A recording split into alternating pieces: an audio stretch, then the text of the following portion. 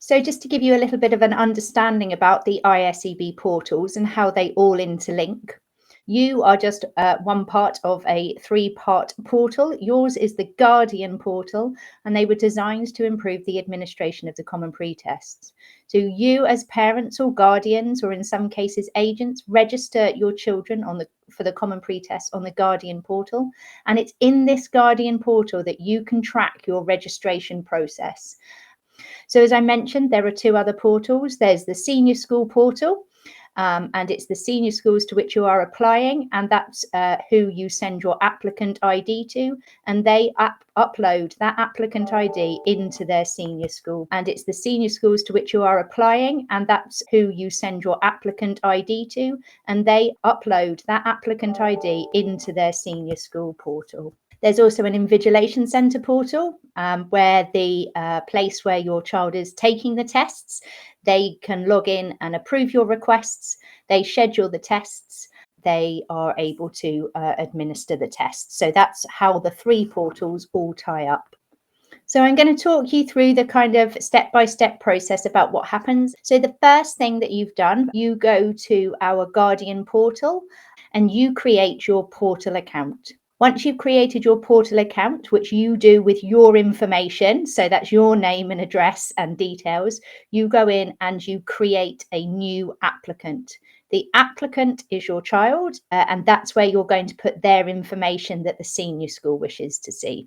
Once you start adding information, you put in their personal information, name, date of birth, current school, all of that. The next box takes you to selecting your invigilation centre, and I'm going to talk about that in a little bit. So just to clarify then, when you're in the personal information, that's the personal information of the child, their date of birth carefully. This needs to be correct because when they sit down to take the test, they have to confirm their date of birth. So be really careful when you're entering the date of birth. Make sure that you haven't got the month and the date round the wrong way, entered somebody else's date of birth, those sorts of things. Really double check that because that's really important, because on the day of their test, their date of birth that they enter has to match what you've put in. Obviously, the senior schools will be able to see it in the invigilation centres, but obviously, it's down to you to put that in correctly. And then the third box is around SEND, and the fourth box is around EAL. You must contact the invigilation centre before you select them. If it's your current school and you know that they are expecting your child to take the test there, it's less important. However, if you are trying to find an invigilation centre that is not your current school, you should contact them first to confirm that you can take the test with them. I should also add that the majority of invigilation centres are just normal primary schools, junior schools and prep schools, and they only host the test for their own pupils. So even if it's close by you and you think, oh, I can just choose this one, they might not be willing to have you because obviously for a lot of schools, it's a very busy time. They've only got a set number of computers. So please think carefully before selecting your invigilation centre, making sure that, if you think it's a centre that will be able to accept you to sit the tests, and it's not your current school, please do get in contact with them first to check. If you cannot find an invigilation centre or you don't have one, please have a look on our support pages. We've got some lists of UK-based invigilation centres that take private applicants, and we have a list of overseas invigilation centres that take private applicants. If you can't find it on the portal, then obviously you can do a search for it. And if you put overseas invigilation centres or UK invigilation centres, it will come up. We at ISEB do not have an exhaustive list of invigilation centres. So if you are unable to find one on that list, our next thoughts are to approach the senior school. The senior school might be happy for you to take the test there. Alternatively, they may have some other suggestions, but we cannot find invigilation centres, for you. Unfortunately, that's not a service currently that ISEB offer, although it is something that we're looking to in the future to see if we can get some ISEB approved invigilation centres both in the UK and across the world. The British Council offices, if you are overseas, are a really good place to approach. We are hearing from people who want to select SEND or but don't have the documents or the information. There is an answer later button. Same with the Invigilation Centre. Actually, if you don't have your Invigilation Centre, you can answer later. You do need to select your SEND and EAL to progress. If it is a no and it's a definite no, select no and submit and move forward. If you are unsure, then please answer later and come back to it. Once you've registered, to complete the registration, at the end you'll get a checklist just to make sure, and at that point you can edit any information if you haven't quite put the right thing in. So I strongly advise you to review the details when that comes up, because it's easier to change the details at that point. If you have confirmed and you've moved forward, you are still able to edit your personal information until the Invigilation Centre approves your request. So you still have a small window of opportunity to be able to change that information. If you have made a mistake and you want to amend anything you've put in the applicant profile and there's no option to amend, then you need to contact pretests@iseb.co.uk and we will be able to make that change for you. Okay, so once you've gone through that process and you've confirmed, it's really important that you send your ISEB applicant ID to any senior schools to which you are applying. The ISEB applicant ID is in a purple box in the left-hand side, and there's a little copy button next to it, which will copy the exact code for you, so you don't need to write it down. You then must send that to your senior schools. Now, the senior schools that I've spoken with all have a process by which they want to receive this. Some of them want it as part of their application form. Some of them have contacted you directly and asked you to reply with the information. So please find out from your senior school how they want to receive your applicant ID. You must send your applicant ID off. If you don't send it off, the school won't be able to see your results and the Invigilation Centre won't be able to schedule the test. So please make sure that you do that. The senior school then uploads the applicant ID. So if your applicant ID isn't visible, it means you still need to complete the EAL or SEND section. And once you do that, you will be able to see your applicant ID. If your applicant profile is showing that the Invigilation Centre is pending, then it means that it's gone off to the Invigilation Centre and they need to approve your request. Obviously, you know, that takes a little bit of time for different Invigilation Centres, so I wouldn't expect an immediate response. Perhaps within 2 or 3 days, I would have expected the Invigilation Centre to approve. If they haven't in that time, you can get in touch with them and just check that they're in their Invigilation Centre portal and they've seen your request and that they're going through it. If there are any issues, again, please get in touch. Who do I have to send the applicant ID to? That's all the senior schools to which you're applying. So if you're applying to one senior school, then you just need to send it to that one. If you're applying to multiple senior schools, then you must send the applicant ID to each senior school. It does not automatically get shared. When should I send the applicant ID? ISEB advises you send this as soon as possible. Okay, so that means that they can get it uploaded, they can check the details around what's when the best time to what about your profile, sorry. So send the applicant ID as soon as you've completed your profile, and then everything can get moving, and it means the Invigilation Centre knows to approve your request and the applicant ID can be uploaded by the senior school. So once you've got through this process, I've put a screenshot in to show you what a completed profile looks like. So for this person, the Invigilation Centre has approved that they can take the test there, and that's the box that's green in the top middle, and it says approved. And you can also see on the right-hand side, although it's quite small, that the senior school has also uploaded the applicant ID. For this person, they're only taking the test at one school, and so only one school is visible. If I wanted to send off to another senior school, I would just copy and paste the applicant ID in the purple box with the little purple button, and I'd send it off to additional senior schools. You do not need to register more than once. You just register once and use that applicant ID for all of the different senior schools you are applying to. And then in the bottom grey box in the middle, you can see there that the tests are all greyed out. That's because they haven't been completed. Once they're completed, they will go green. Okay.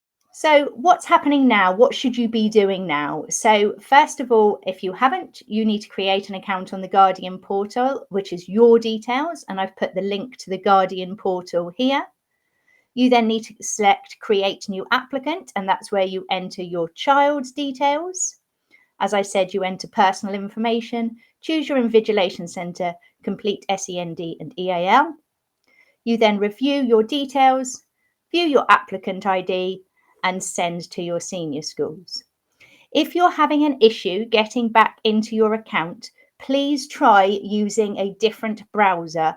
Make sure that you use your email where it says username. Okay, so the username is not the applicant ID or your full name, it is your email address. Okay, so you go to Chrome, put the website into there and use your email address for your username. If you need to change the details you've entered, as I said, if it's the invigilation centre hasn't accepted your request yet, you can still edit your personal information.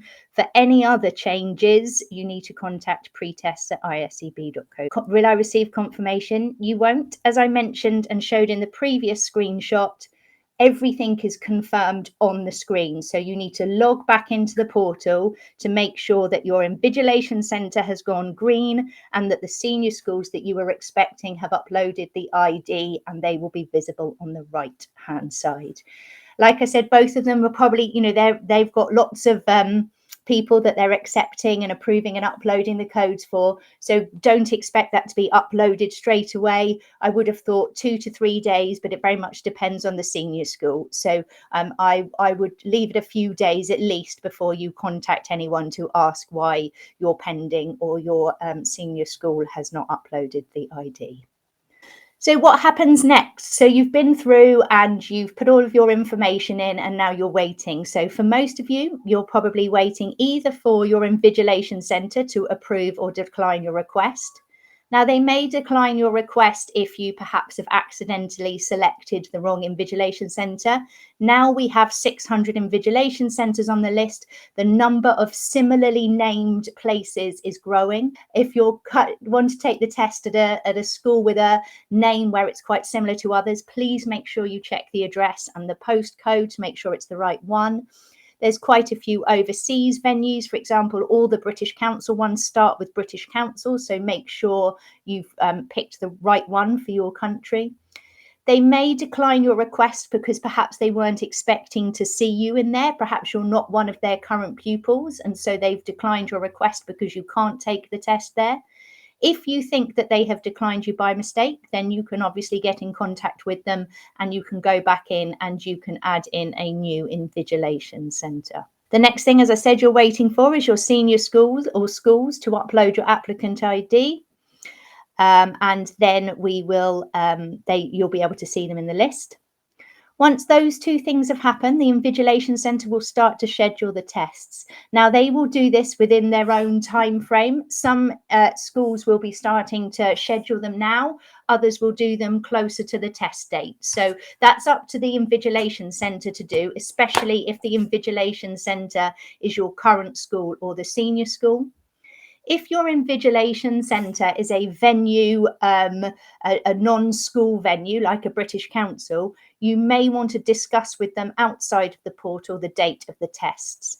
However, all invigilation centres can see the deadlines of your senior schools when they log in, so they will be able to make sure that they schedule the test in time for your results to be delivered to the senior school. After the tests are taken, you will see confirmation that the test is taken in the portal. It will go green and it will say test has been taken. but that will happen much later. Most schools schedule the tests. Well, the first test can't be taken until the beginning of October. The majority of tests are taken October, November, December. So, that won't be happening for a little while yet. So I wanted to give you some information about the tests themselves, because with our new test player and our new ISEB designed assessment, there are a few things to update you on. So one of the benefits of the new system is that there are several inbuilt accessibility features. You are able to add children are able to add a coloured overlay to see if that helps with the visibility, and they can increase and decrease font size. These features are able to be tested on the ISEB walkthrough, which is available on our website. So if you want to, we thoroughly recommend you try that out with your children to make sure they're used to the player and how it works. For all 4 tests, children can have a pen or pencil and paper to make any notes. It's not marked and it will just be thrown away at the end, but it's just for them to jot things down. We don't advise that they spend a long time writing down questions, because obviously that will, kind of take up a little bit of time, but it's absolutely fine to jot things down to try and do some working out. The reading passages, if any of you have children who previously taken the test and you've seen the old familiarisation player that we had, instead of it being on separate pages, will all be on screen and you'll be able to scroll up and down to be able to read it. Again, you can have a look at the walkthrough to practice that. This year, there will be several shorter passages rather than one long passage, and these will adapt according to the children's ability. So children don't need to have any anxiety about being presented with a text that's too hard for them.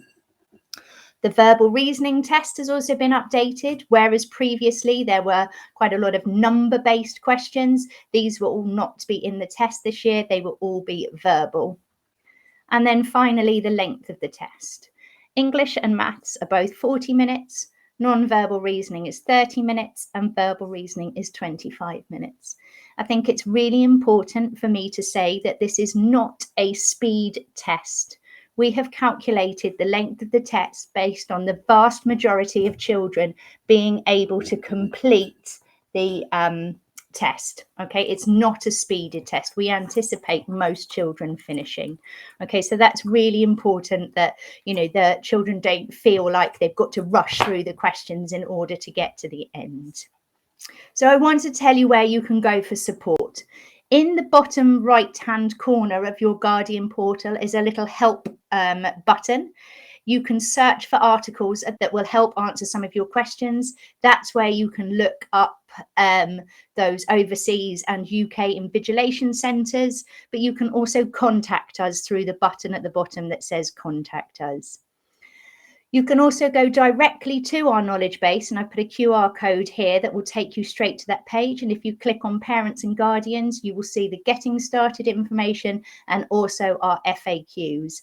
Our FAQs are growing all the time, so please keep coming back. And if there's something that you would like to suggest an article on, then please do let us know, because if you're thinking the question, the chances are so are others. So some general FAQs. When you log back in, you need to make sure that you're using the iseb.eva.tech/Guardian website. If you've already created an applicant, then you'll use the /applicants if you need to, but it will just take you there from the up until the Guardian part. And again, your username is your email. That's really important. If you need to edit any information, personal information can be edited until the Invigilation Centre approves. After this, and for all other amendments, please email us or use the help widget. And finally, we got a lot of questions around deadlines. What is the deadline for registration? ISEB does not have a deadline. Our tests can be taken any point between October and June. The deadline, there are 2 deadlines that you're probably interested in. One is when you need to send your applicant ID to the senior school. You need to check that with them. They will each have their own different date of when they want it sent to them. As I said, the sooner you get it to them, the better. And then in terms of when do the tests need to be sat, again, that is up to the senior schools because they have different deadlines. Once you've had your applicant ID uploaded, you will be able to see that school's deadline, so that will be visible. But our advice at ISEB is to get your registration in as soon as possible and get your applicant ID over to the senior school. Now this comes down to terminology. So Anna, explain away. So it can be very confusing, especially at this time. The 11 plus is not the same as the ISEB pre-test. The 11 plus is used quite widely in the UK, particularly for grammar schools.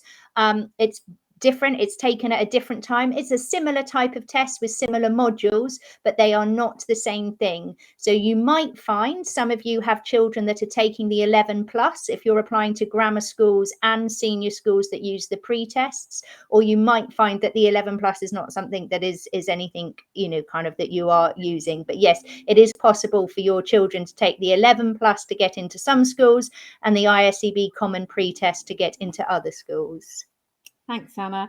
It tends to be done in year 7. When I found previously in my role as a teacher, it was done with pupils once they had arrived at schools.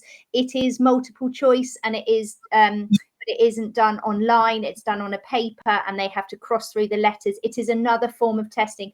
Most schools do it once they arrive in year 7, but some schools might be choosing to do it as part of their admissions policy, but they're all kind of part of the same process, really. It's possible, Sophie, yes. The ISEB Common Pretest is specifically designed to support transition from junior or prep to senior school, whereas CAT testing is done on a much more periodic basis and is absolutely the choice of the school. And CAT just means cognitive ability tests. So we're specifically for transition.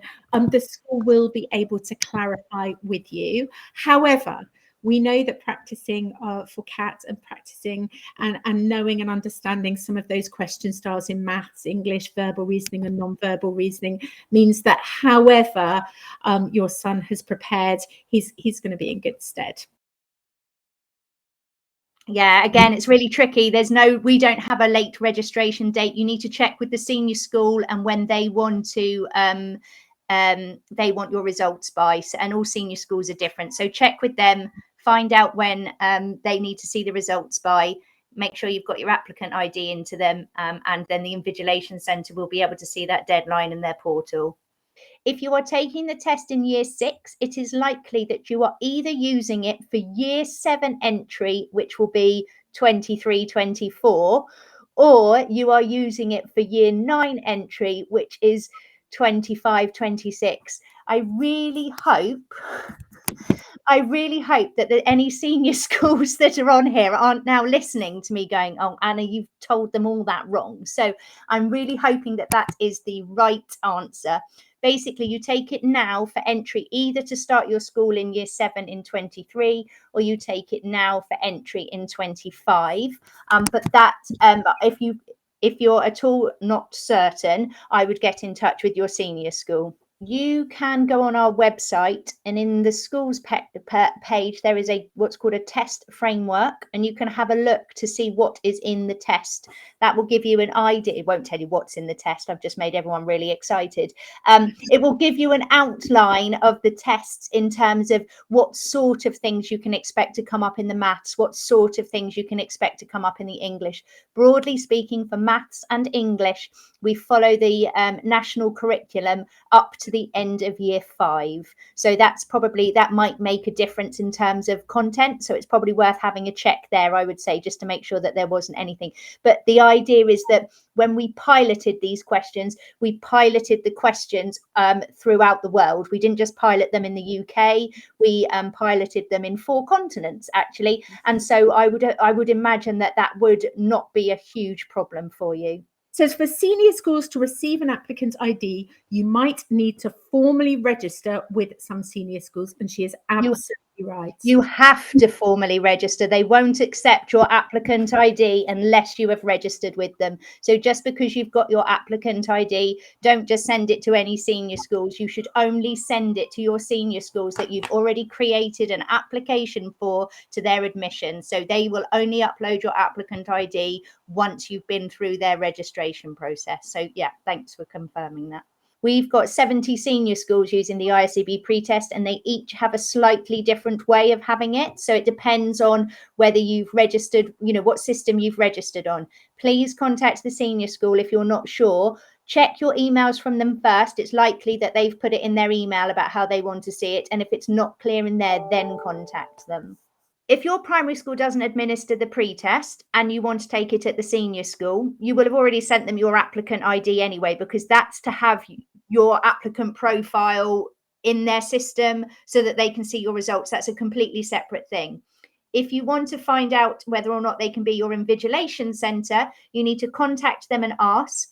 If they say yes, you go back into your profile, and where it's got the missing information in invigilation centre, you select them in the drop-down box. Selecting an invigilation centre is not linked to your applicant ID. So selecting an invigilation centre, so find out from them first if you can sit it there and then put their name in your invigilation centre box. But you must also send your applicant ID off. This actually came up in a question in an earlier webinar. There are some parents, I think, who think because if they're taking the test at the school in which they are applying to, that they don't need to send the applicant ID. You still need to send your applicant ID, even if you've selected them as your invigilation centre. So that applicant ID is key. You must send it to your senior schools. And the invigilation centre box is where you select what invigilation centre you're sitting at. So if you can't find an invigilation centre, you can search for the UK-based invigilation centres and the overseas invigilation centres and see if there's any nearby there. If that's not possible, we suggest contacting the senior school. Most senior schools hold an assessment day that you can go to if you're unable to find an invigilation centre. British Council is always a good place if you're overseas. But yeah, if those don't help, contact the senior school and they should be able to help you a little bit further, because obviously they've had invigilation centres for their pupils for the last few years, so they might be aware of one that can help you. So there's a couple of ways that you can do it. In the invigilation centre box, there's a purple clickable sentence that says, "I can't find my invigilation centre." When you click on it, you can add the details.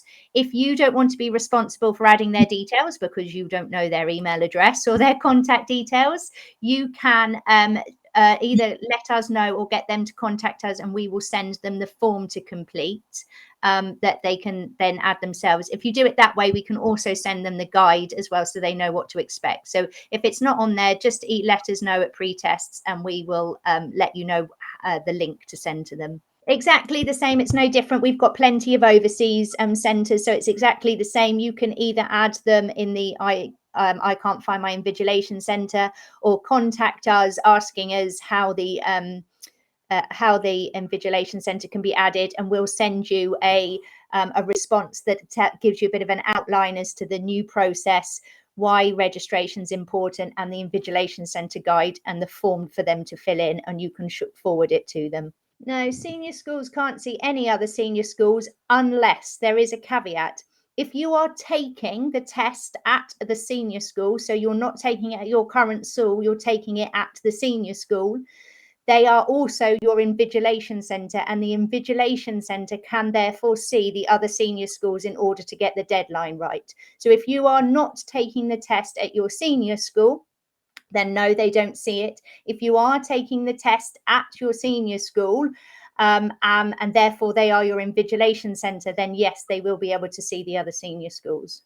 As far as I'm aware, I don't know of any senior schools where you have to take the test with them. I could be wrong. I have spoken to most of them, but I haven't spoken to every single one. So you need to check with your individual senior school about that one. That's a really interesting question.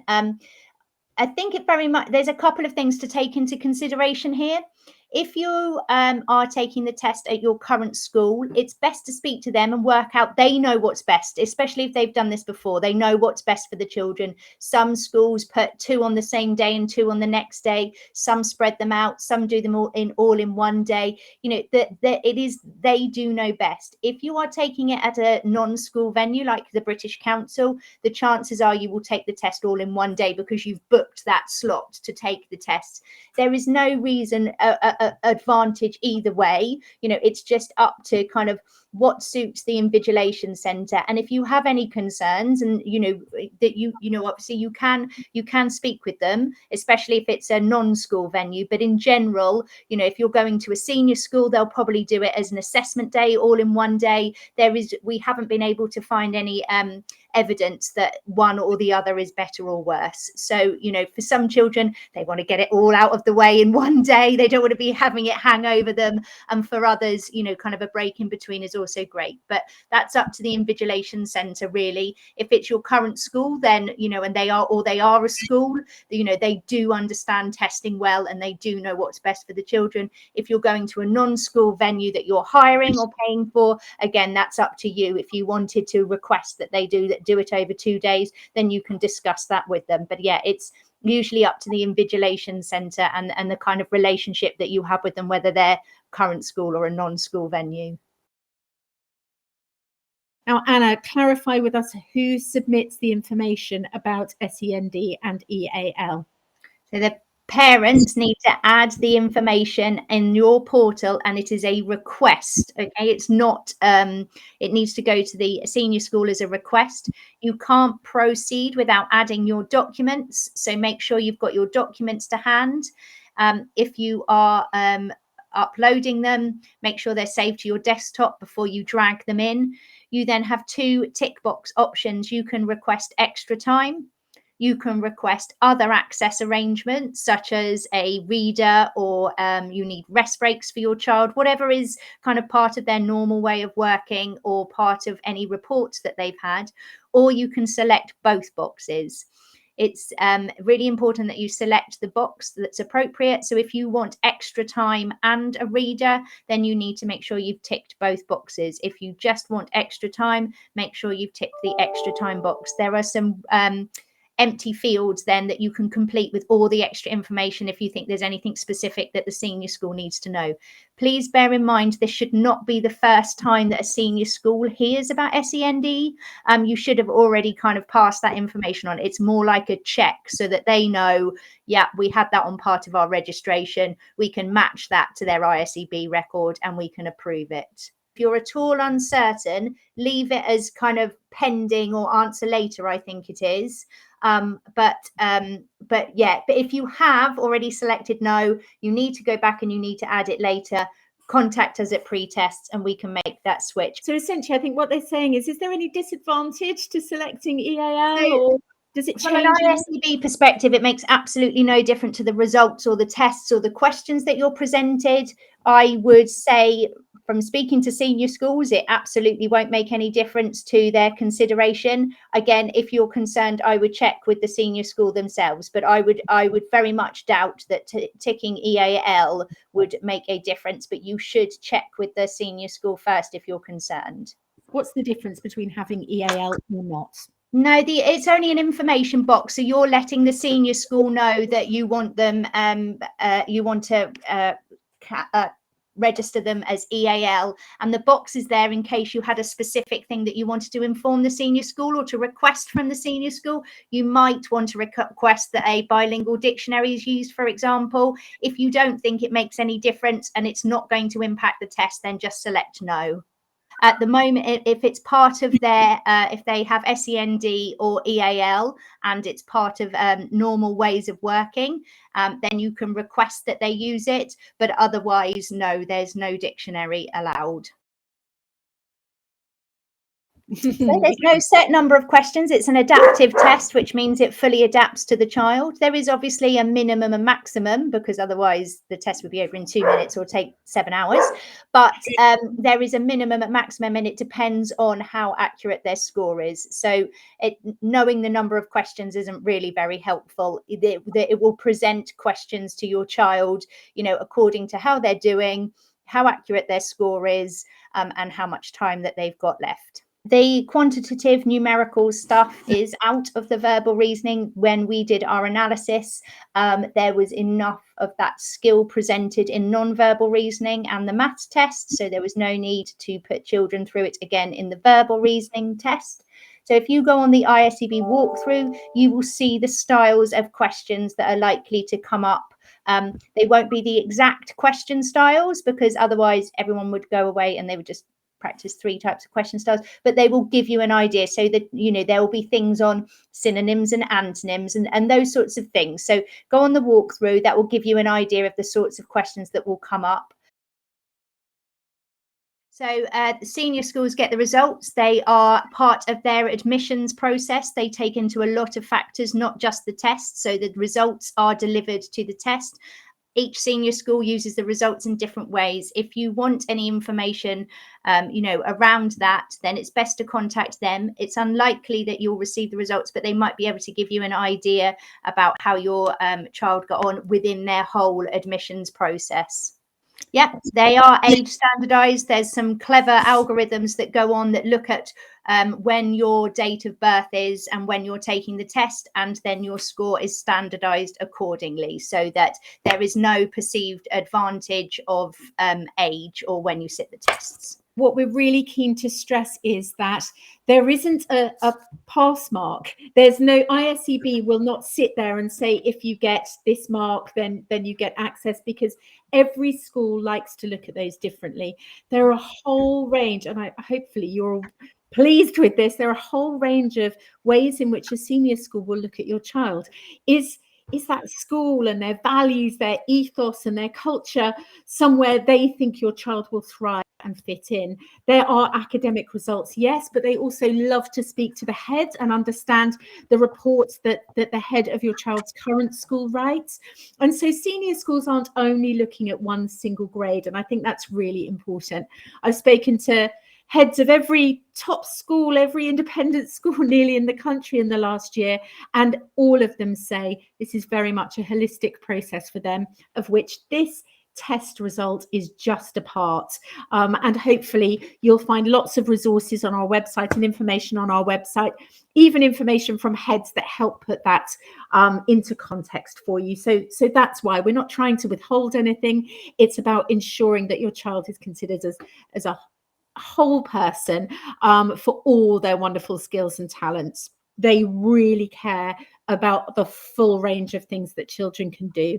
They are very passionate about ensuring that they hold their own experience days, that they interview, and that they look at a whole range of things. And I don't think there's been a London head that I've spoken to that has said it's all about the score. So ISEB doesn't set a score. We don't set a pass mark. What we do is we offer a test that senior schools can use, that mean that your children, if they are applying to a range of independent senior schools, only have to sit one test, not many different tests, and that result can be shared with the school. But we really urge you that the score isn't the only thing, and we are not withholding it for any other reason than the senior schools have their own independent processes that are about ensuring they can find wonderful children for their school, and also that your children are going to be happy when they're there. Yes, they can, Cheaton. So that's new for this year.